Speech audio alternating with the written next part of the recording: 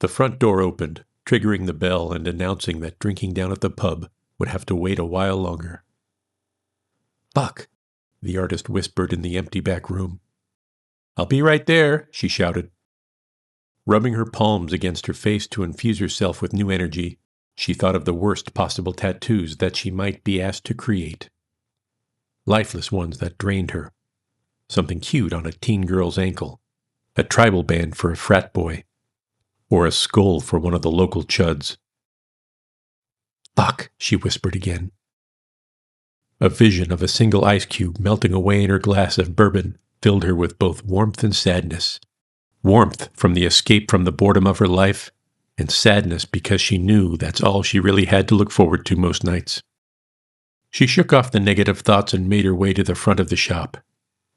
The heavy curtain she pushed aside served as a demarcation between where she could relax and where she had to tolerate people. Behind it, in the back room, she could safely wear her moods, whatever they were. Once past it, and on the service side, she had to put on her friendlier face. The man stood patiently, with the look of someone in banking or finance.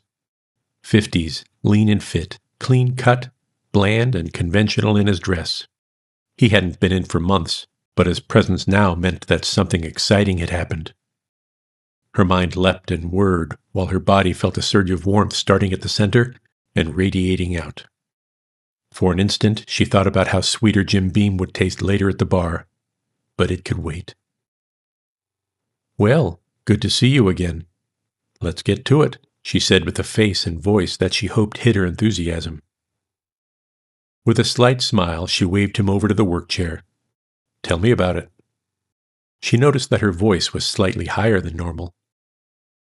Removing his suit coat and dress shirt, he pulled up the left sleeve of his white undershirt, exposing a grid of hexagonal cells on his upper arm. Several of them were already filled with her previous efforts. The most recent addition, the deer head with X's for eyes, stood out for its new colors. He sat in the chair and spoke in that deep, slow voice the artist had to admit made her tingle in a way only women usually did. This one differed from the others. He was... The man paused and looked out of the shop's front window to find the right words. He was a disappointment as far as humans go. "Yeah? How so?" She saw him tighten his jaw, and she hoped the question wasn't pressing him, but her excitement made her impatient and curious. He turned his gaze from the window and looked at her directly. "He was rude to our server when we went out for lunch. I didn't much like him even before that, but that did it for me. He's like a cartoon of a man. We talked our business, and he went back to the construction site." A dozen questions filtered through her mind, but the power of his direct look into her eyes quieted her and let her know that he would only tell her what he wanted, that he would only say enough to inspire creativity, not to quench her curiosity. "I knew he'd be alone there after the work crew left. Hell, he basically told me where to find him himself.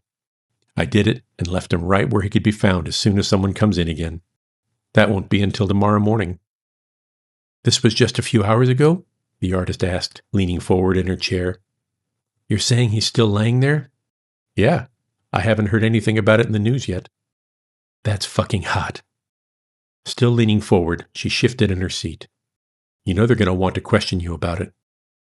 His lack of response was reproaching enough to put her back into silence. "What do you think so far?" the man asked after a quiet patch. "What do you see?" "Well," the artist started slowly, looking down at her tattoo gun, as if that's where the ideas come from. "We have a man, a cartoon of a man, lunch, construction site. What did he have for lunch? What kind of restaurant was it?" The man gave a quick smile, perhaps amused by the oddness of the question, or perhaps uncomfortable about having to share a detail. "He had chicken and pasta in a garlic sauce. It was just some diner he said he goes to a lot, nothing fancy." The artist leaned back in the chair and slumped her shoulders. She looked out of the same window the man had, hoping for similar inspiration. When it struck, she leaned forward.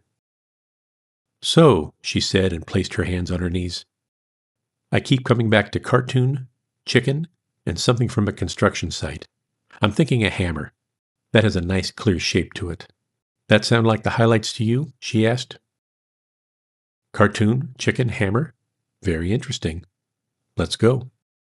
She leaned forward and rolled up his sleeve a little bit farther, scrunching it as high on the man's left shoulder as she could, and exposing more of their previous creations. The field of connected hexagons covered the shoulder and much of the upper arm, 24 in all, each 1.5 inches wide. 12 of them were already filled in with previous art. The deer was for the poacher who hunted without permission. There was the Big Dipper with a purple and green wash of the northern lights behind it. It was for the girl from Alaska that he met up there while on a work visit. He never gave a reason why, but he said that she was a disappointment. The artist had 100 questions for each of the 12 pieces, none of which would ever be answered.